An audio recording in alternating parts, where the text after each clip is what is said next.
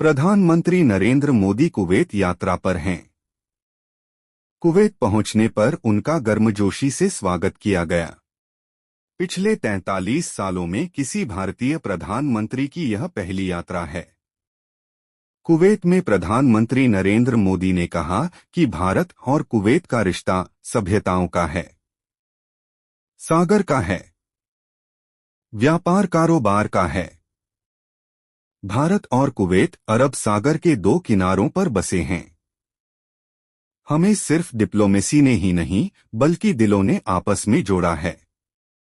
हमारा वर्तमान ही नहीं बल्कि हमारा अतीत भी हमें जोड़ता है। पीएम मोदी ने कहा कि अतीत में संस्कृति और वाणिज्य द्वारा निर्मित संबंध आज नई ऊंचाइयों को छू रहे हैं।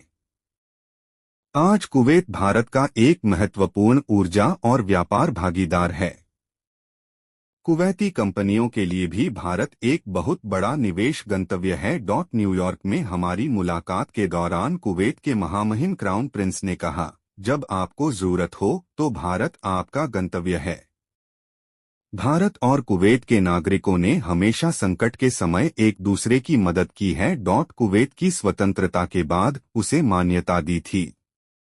प्रधानमंत्री नरेंद्र मोदी ने कहा कि भारत दुनिया के उन पहले देशों में से एक है जिसने कुवैत की स्वतंत्रता के बाद उसे मान्यता दी थी।